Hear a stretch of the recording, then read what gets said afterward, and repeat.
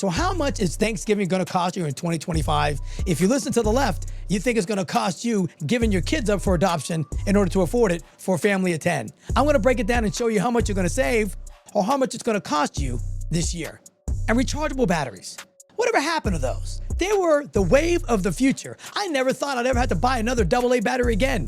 Not so fast. Because right now, that's a dinosaur of technology from the 1980s. And President Trump meets Mamdani. Seems like a pretty cordial meeting. Seems a little conflicted in certain ways. I'm going to talk about that and see where the future of New York City is actually headed. Stick around. You just might learn something. You ever have any technology from when you were a kid that's not there anymore? Yeah, I remember that. And to me, that was rechargeable batteries. I remember having battery chargers at my house for everything. AAA, AA, D-cell batteries. And they never really worked right. I thought when we got those, I would never have to buy batteries again. My dad brought home a D-cell battery recharger. The thing was the size of a phone book, had lights all over it, and when you plugged it in, it smelled like you were burning pennies in the whole house. My mother would be like, Joe, what are you doing? He's like, I'm recharging batteries. And my mom's like, why does it smell like something's on fire? He's like, don't worry. I'm saving money. He was saving hundreds of dollars in batteries. And when you'd get them, you would put them in there and you'd have a red light and green light, right? So the red light would make it look like it's still charging, green light's good to go. It would typically supposed to take 6 to 8 hours. No. It never worked like 6 to 8 hours. It took days to charge these batteries. Days. I remember I took a D-cell battery out because D-cell was the most important battery you had at your house in the 1980s. Everything you had in your house ran on D-cell batteries. My boombox ran on D-cells. Every flashlight ran on D-cells. Every remote control RC car I had ran on D-cell batteries.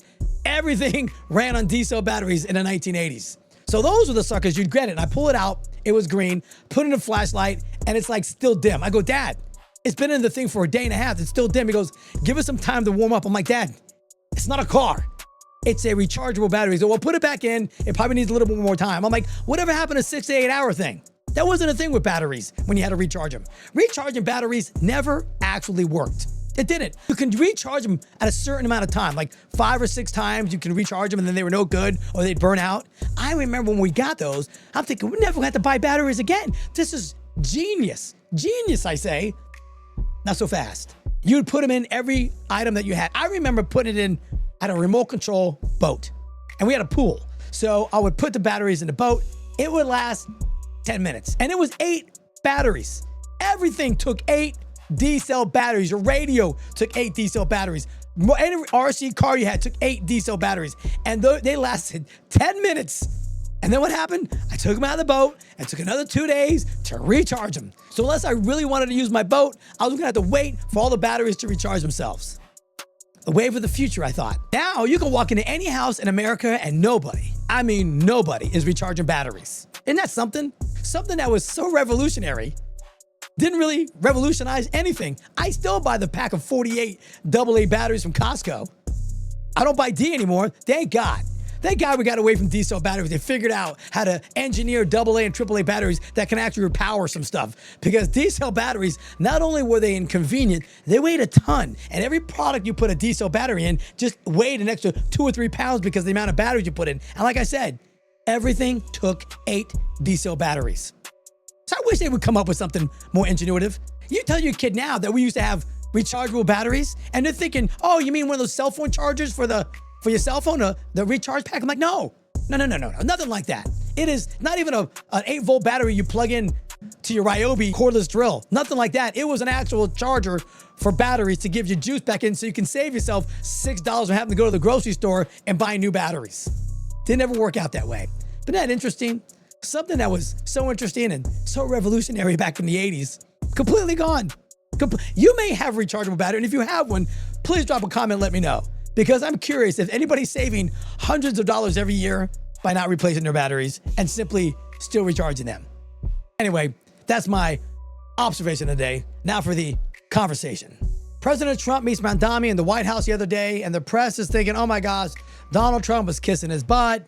They didn't have any feuds. Well, look, let me tell you something. This is going to be very quick. I think President Trump has to be nice to certain people when you want to get things done. Because Mamdani is going to need the President of the United States because New York is the largest city in America. And it's our kind of crown jewel. And Trump's a New Yorker. So everybody wants New York to do well. Nobody wants somebody that gets elected and hopes they fail. If you feel that way about certain individuals, I feel sorry for you. Anybody that gets elected, whether it's a communist, a socialist, or whoever, I always want them to succeed. Because if they fail, that hurts everybody. That hurts the people that live there. And my family's from New York. I think their meeting in the Oval Office was something that was needed to happen. You know, the reporter asked him if he calls Donald Trump a fascist. Donald Trump looks at him and says, it's okay. You can say it. It helps having to cover your ass later. Just sometimes you got to just say, be honest. Be honest with how you feel. But they're going to need each other. I mean, Mamdani's going to need Trump a hell of a lot more than he's going to need him. But sometimes you have to do that and you curry favors and you get along to go along, right? So I think that's okay. Sometimes that's healthy. Even though you can have huge political differences, you can act civilized. I think American media wants us to argue all the time. That's what they want. They fuel on it. It keeps their networks with the ratings. Oh my gosh, two guys who are adversarial in their political beliefs are actually sitting and getting along with each other. Now, behind closed doors, maybe they hashed it out a little bit. But in front of the media, they were very cordial, very polite. And it made it look like they were going to get along and make things move on well for New York. Because we all want to see, look, all the things that he promised aren't going to happen. There's not going to be no free buses. Hochul's not going to raise taxes significantly. He's not going to be able to do a whole lot like he said he was going to do. And everybody believed when he said he was going to do it, but he can't. There's only certain things you can do as the mayor of New York City. It's just the way it is. I think that once he got elected, he went in the back room with a couple of guys and they sat him down and said, listen, congratulations on your win. Here are the things that we're going to do, and you're not going to do any of what you said. That's how it happens sometimes. He's a 34-year-old guy. You think he's got any cojones, any power whatsoever? No. He got sat down, he got woken up, and he got told, this is how it's going to go. You either do what we need you to do or we'll get rid of you. So that free stuff you're talking about, all that rent control, people that own those buildings aren't going to make any money on them. They're going to sit on them. They'd rather sit on them than give the rent free to all these people and then have to pay out of their pocket. So might as well keep it empty until you get a new guy in there as mayor. He's keeping the police chief of New York City, which she's doing a great job right now. She needs to stay there. Hopefully she's got the backing of the entire police department because she's done a very good job with that. Even Trump said she's doing a great job. So sometimes you get meetings like this and it turns out for the best. So anybody trying to stir up problems and think it was one-sided or the other, they're just playing you. That's what they do. But I think it was a good meeting. And that's what Trump does. He tries to build bridges as much as possible. So don't criticize him for it. Just understand that sometimes you got to praise publicly and then you criticize privately because that's what makes the world go round. And I thought it was a great meeting. All right, so you've loaded up on mashed potatoes, cranberry sauce, you dress a turkey in a bow, and you're still checking your phone for the total at the checkout. Well, good news, because this year, turkey isn't going to cost as much as it did last year. So how much does a 10-person Thanksgiving dinner cost in 2024 compared to how much it's going to cost this year? And the savings, are they real? Are they fake? Or are they something that's inflated like the rest of the government? Let's start with the numbers. According to American Farm Bureau, the annual November survey says in 2025, the average cost of a Thanksgiving dinner for 10 is $55.18. That's a decline of about 5% from 2024. So breaking that down, that's roughly $5.52 per person. So yes, the overall cost has gone down. That means fewer dollars spent last year for the same 10-person benchmark for turkey, stuffing, rolls, sweet potato, peas, a veggie tray, pumpkin pie, etc. Now let's talk about what forced a drop and what still went up. The average frozen 6-pound turkey is now $21.50 in 2025, which is down more than 16% from 2024. Dinner rolls, stuffing mix also dropped. Rolls are down 14.6% and stuffing is down a whopping 9% in 2025 compared to 2024. However, not everything fell. Some major side items roughly rose very steeply. Unfortunately, your sweet potatoes are going to cost you 37% more, and those delicious veggie cherries that I cannot stand are up 61%. So, if you're like me and you don't like vegetables, you can skip those high costs of vegetables and sweet potatoes and save yourself a ton of money. So the savings are real, but the side dishes are going to cost you a little bit more money this year. Turkey got cheaper, but you're going to pay more for all the greens that you want on your plate. So I'm going to unpack why turkey is cheaper, why the grocery receipt got a little bit less heavy. So turkey prices drop is basically the whole centerpiece of the Thanksgiving dinner, right? The $21.50 is a big drop. Farmers are rebuilding their flock after avian flu, right? The bird flu, and demand softens, which help brings the prices down. That's according to the American Farm Bureau. Stuffing, bread rolls, prices for wheat and flour are much lower than they were. So the ingredients like for rolls, stuffing have all dropped slightly according to the Farm Bureau. Better deals are the retail strategy. So retailers are pushing bundles like meal kits. So now they're putting everything in a box for you with a turkey, your side dishes, your vegetables, and they're compiling that in for just like a whole case for you to go pick it up and make a purchase, which, you know, when you bundle, it saves a little bit of money. If you went to the store last week, you noticed they had a bunch of promos going on, and a lot of them were giving you a free bird. So if you bought all the trimmings for your Thanksgiving dinner, that promotion was going to give you a free bird. So for the host or the hostess of the whole $55.18 for 10 people, it's a real savings compared to 2024. That's a big plus. Everybody likes package deals. Everybody likes promos. But don't get too excited. Even though turkey and stuffing, all that went down, the fresh produce and veggie trays went up 61% and 31%. The share of the turkey in the total cost actually dropped. In 2025, the turkey accounts for only 39% of the total cost of the dinner. That's the lowest share since 2000.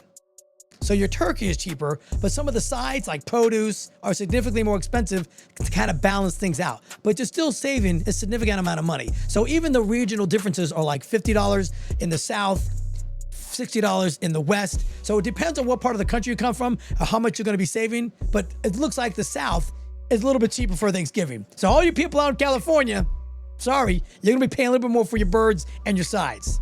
Here are some tips to help you save a little bit of money for your Thanksgiving. Lock in your turkey early. If you haven't gone, go today, tomorrow to get that bird before Thursday comes around. That's a $21.50 is the baseline to beat. So if you're going to pay a little bit more for a 15, 16 pound turkey, you're getting a little bit gouged wherever you're at. So like I said, it's going to matter from what part of the country that you're in. You're going to prioritize your sides. So prices rose with veggies. Maybe not eat so many veggies. Maybe have a little bit cheaper. Maybe go frozen food, canned rather than fresh produce, because that stuff has gone up significantly. You're going to compare the meal deals. A lot of retailers are offering full 10-person meal kits for about $40. That came out of Newsweek. So right now you can get a family of 10 for about $40 with a meal deal. So yes, you get a package deal for Thanksgiving.